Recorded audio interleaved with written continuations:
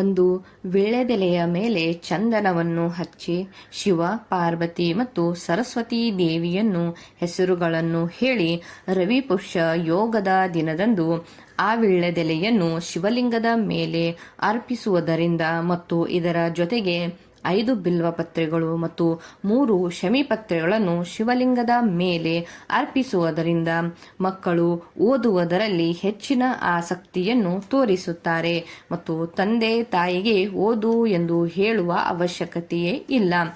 ಈ ಒಂದು ಸಣ್ಣ ಪರಿಹಾರ ಕ್ರಮವನ್ನು ನೀವು ನಿಮ್ಮ ಮಕ್ಕಳ ಕೈಯಿಂದಲೇ ಮಾಡಿಸಬೇಕು. ಇದು ಶಿವಪುರಾಣದಲ್ಲಿ ಹೇಳಲಾದ ಒಂದು ಪರಿಹಾರ ಕ್ರಮವಾಗಿದೆ. ಕಾಲಸರ್ಪದೋಷ, ವಾಸ್ತುದೋಷ, ಪಿತೃದೋಷ ಇದ್ದಲ್ಲಿ ಅರಳಿ ಮರದ ಒಂದು ಹನಿ ನೀರನ್ನು ಕೈಗೆ ಹಚ್ಚಿಕೊಂಡು ಶಿವಲಿಂಗದ ಮೇಲಿಂದ ಕೆಳಗೆ ಬೀಳುವ ನೀರಿಗೆ ಸ್ಪರ್ಶಿಸುವುದರಿಂದ ಮಾತ್ರ ಈ ಎಲ್ಲ ದೋಷಗಳಿಂದ ಮುಕ್ತಿಯು ಸಿಗುತ್ತದೆ. ನೀರಿಗೆ ಸ್ಪರ್ಶಿಸುವಾಗ ನೀವು ನಿಮ್ಮ ಹೆಸರು ಮತ್ತು ಗೋತ್ರವನ್ನು ಹೇಳಬೇಕು.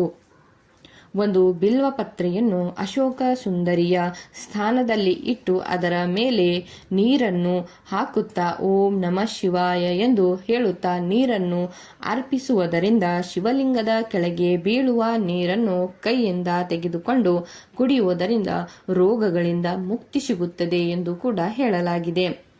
ಚಂಚಲ ಮನಸ್ಸನ್ನು, ಅಂದರೆ ಓದಲು ಇಚ್ಛೆ ಇಲ್ಲದವರು ಅಥವಾ ಒಂದು ವಿಷಯದ ಮೇಲೆ ಮನಸ್ಸನ್ನು ಕೇಂದ್ರೀಕರಿಸಲು ಆಗದಂತಹ ಮಕ್ಕಳಿಗಾಗಿ ಒಂದು ಪರಿಹಾರ ಕ್ರಮ ಇದೆ.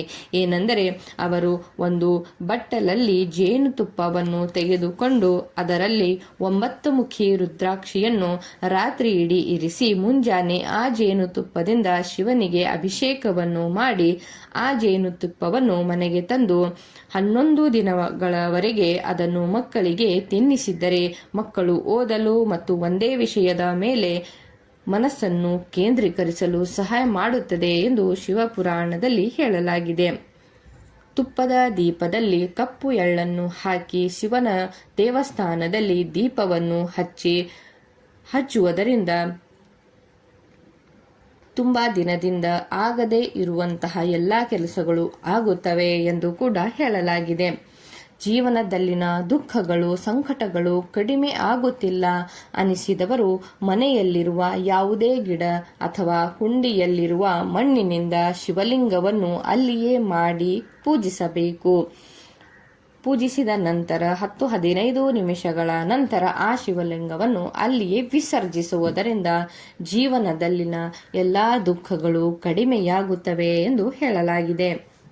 ಸೊಂಟದ ನೋವು, ಕಾಲು ನೋವು, ತಲೆನೋವು, ಕಣ್ಣಿನ ಉರಿಯುವುದು ಹೀಗೆಲ್ಲ ಸಮಸ್ಯೆ ಇರುವವರು ಸೋಮವಾರದ ಅಷ್ಟಮಿಯ ದಿನದಂದು 14 ಕಡಲೆಬೇಳೆಯನ್ನು ತೆಗೆದುಕೊಂಡು ಯಾವ ವ್ಯಕ್ತಿಗೆ ಈ ರೋಗ ಇರುತ್ತದೆಯೋ ಅವರ ಮೇಲಿಂದ 14 ಬಾರಿ ಇಳಿಸಿ ಶಿವಲಿಂಗದ ಮೇಲೆ ಈ ಬೇಳೆಯನ್ನು ಅರ್ಪಿಸುವುದರಿಂದ ವ್ಯಕ್ತಿಯ ಶಾರೀರಿಕ ರೋಗವು ಮಾಯವಾಗುತ್ತದೆ ಎಂದು ಕೂಡ ಹೇಳಲಾಗಿದೆ.